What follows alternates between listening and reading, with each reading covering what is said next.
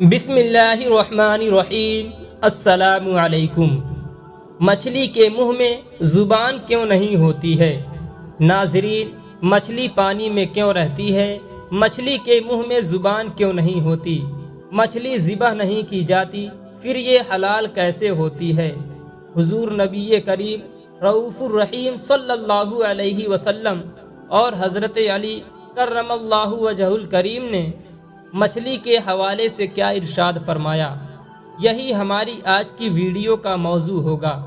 اور آج ہم آپ کو مچھلیوں کے متعلق حیران کن حقائق بتائیں گے۔ ناظرین، مچھلیاں آبی جانور ہیں جنہیں سرد خون والا جانور بھی کہا جاتا ہے۔ چھلکوں سے ڈھکا ہوا جسم اور پانی میں تیرنے کے لیے بنے خصوصی طور پر اور گلفڑوں سے لیس مچھلیاں کھلے سمندر، تازے پانی، دریاؤں، جھیلوں سے لے کر پہاڑی جھرنوں، سمندر کی اتھاہ گہرائیوں میں پائی جاتی ہیں۔ مچھلیاں دنیا بھر میں انسانوں کی سمندری غذائی ضروریات پوری کرنے کے لیے نہایت اہم گردانی جاتی ہیں۔ خواہ و سمندروں یا کھلے آبی مقامات سے شکار کی جائیں یا ان کی پرورش انسان کے بنائے ہوئے ماہر خانوں میں کی جائے۔ ناظرین، معروف کتاب مکاشفۃ القلوب کے صفحہ نمبر 159 میں لکھا ہے کہ اللہ رب العزت نے تمام جانوروں کے منہ میں زبان رکھی ہے، مگر واحد مچھلی ہے جس کے منہ میں زبان نہیں رکھی گئی۔ مچھلی کے منہ میں زبان نہ ہونے کی وجہ یہ ہے کہ اللہ تعالی نے تمام فرشتوں کو حضرت آدم علیہ السلام کو سجدہ کرنے کا حکم دیا، تو اس موقع پر ابلیس نے سجدہ کرنے سے انکار کر دیا، تو اس موقع پر اللہ تعالی نے اسے مشق شدہ صورت میں زمین پر پھینک دیا۔ ناظرین، ابلیس سمندروں کی طرف نکل گیا جہاں اس کی سب سے پہلی ملاقات مچھلی سے ہوئی۔ شیطان نے حضرت آدم علیہ السلام کی تخلیق کا قصہ مچھلی کو سنایا اور کہا کہ آدم سمندر اور دریاؤں کا شکار کرے گا اور مچھلیوں کو اپنی خوراک بنائے گا، جس پر مچھلی نے تمام دریائی جانوروں کو حضرت آدم علیہ السلام کی تخلیق کی کہانی سنائی۔ مچھلی کو یہ کہانی سنانے کی وجہ سے زبان جیسی نعمت سے رب قدیر نے محروم کر دیا۔ ایک دن ایک شخص حضرت علی کرم اللہ وجہ الکریم کی خدمت میں حاضر ہوا اور پوچھنے لگا کہ ہر جانور کے منہ میں زبان ہوتی ہے مگر مچھلی کے منہ میں زبان کیوں نہیں ہوتی، اور مزید یہ کہ مچھلی صرف پانی میں ہی کیوں رہتی ہے۔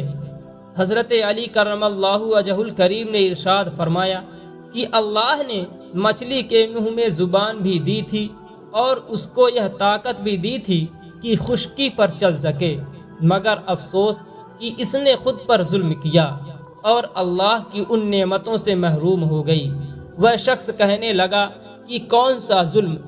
تو حضرت علی کرم اللہ وجہ الکریم نے فرمایا، جب اللہ نے آدم علیہ السلام میں روح پھونکی اور یہ حکم دیا کہ ہر فرشتہ آدم کو سجدہ کرے، تو تمام فرشتوں نے حضرت آدم علی نبینا علیہ السلام کو سجدہ کیا، مگر ابلیس نے انکار کر دیا اور کہنے لگا کہ میں آدم سے بہتر ہوں، اور کہنے لگا کہ اللہ نے مجھے آگ سے پیدا کیا اور آدم کو مٹی سے، میں کیوں سجدہ کروں؟ اللہ کی نافرمانی کا مرتکب ہوا اور یہ کہنے لگا کہ میں آدم سے بہتر ہوں۔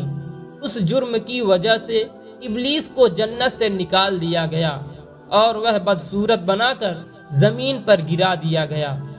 ابلیس حسد اور نفرت کے ساتھ چیخنے لگا اور سب کو بتانے لگا کہ انسان زمین میں سب پر ظلم کرے گا۔ اس وقت مچھلیاں زمین پر چلا کرتی تھیں، ان کے منہ میں زبان بھی ہوا کرتی تھی۔ شیطان نے سب سے پہلے مچھلیوں کو بھڑکایا اور کہا کہ انسان جب زمین پر آئے گا تو اپنا پیٹ بھرنے کے لیے تمہیں زندہ خنجر سے کاٹے گا۔ مچھلی نے جب یہ سنا تو سمندر میں ہر ایک آبی جانور کو انسان کے خلاف بھڑکانے لگی، تو یوں اللہ رب العزت نے مچھلی کے منہ سے زبان کو غائب کر کے اس کے منہ میں مبال پیدا کر دیا۔ یہ بات کتاب مکاشفۃ القلوب کے صفحہ نمبر 159 پر موجود ہے۔ یہ حکم نافذ کر دیا کہ کوئی انسان تمہیں زندہ نہیں کاٹے گا، بلکہ تمہاری حد ہم نے پانی تک محدود کر دی ہے۔ تم جب بھی پانی سے باہر نکلو گی خود ہی تڑپنے لگو گی۔ اسی لیے مچھلیاں جب پانی سے جدا ہوتی ہیں تو تڑپنے لگتی ہیں اور ان کا سارا خون ان کے گلے میں آ کر اکٹھا ہو جاتا ہے۔ یہی وجہ ہے کہ مچھلی کو ذبح نہیں کیا جاتا۔ کسی بھی جانور کو ذبح کرنا اس لیے واجب ہے کہ جانور کا سارا خون گوشت سے الگ ہو کر بیٹھ جائے۔ اللہ رب العزت نے مچھلی پر یہ قانون نافذ کر دیا کہ پانی سے جدا ہو کر تڑپنے لگتی ہیں اور اس کا سارا خون اللہ کے حکم سے اس کے گلے میں آ کر جمع ہو جاتا ہے، اور اسی وجہ سے مچھلی کا گوشت خون سے پاک ہو جاتا ہے۔ احناف کے نزدیک سمندری مخلوق میں سے صرف مچھلی کا کھانا حلال ہے۔ مچھلی کے علاوہ کسی اور سمندری جانور کا کھانا جائز نہیں ہے۔ بس سمندری مخلوقات میں سے صرف مچھلی حلال ہے، اور مچھلی کے انواع و اقسام میں مچھلی کے ماہرین کی رائے معتبر ہے کہ وہ مچھلی ہے یا نہیں۔ اہل لسان اور اہل لغت کے بعد آخری رائے ماہرین ہی دے سکتے ہیں، لہٰذا سمندری مخلوقات کی جو قسم اہل لغت اور ماہرین کے مطابق مچھلی کی قسم ٹھہرے گی صرف وہ حلال ہوگی، اور جو مچھلی کی اقسام میں سے نہیں ہوگی وہ حلال نہیں ہوگی۔ لہٰذا فقہ حنفی کے مطابق یہ سوال بنتا ہی نہیں کہ مچھلی کی کون سی قسمیں حرام ہیں۔ بہرحال اگر ماہرین کے ہیں کہ یہ مچھلی ہے تو وہ حلال ہے۔ بعض اوقات سمندر میں سانپ بھی موجود ہوتے ہیں جنہیں کچھ ماہرین مچھلی کہتے ہیں اور کچھ سانپ کہتے ہیں۔ ناظرین، صحیح بخاری کی حدیث میں یہ ذکر موجود ہے کہ حضرت عبداللہ ابن سلام رضی اللہ تعالی عنہ کو جب رسول کریم صلی اللہ علیہ وآلہ وسلم کے مدینہ تشریف لانے کی خبر ملی تو وہ آپ کی خدمت میں آئے اور کہا کہ میں آپ سے 3 چیزوں کے بارے میں پوچھوں گا جنہیں نبی کے سوا اور کوئی نہیں جانتا۔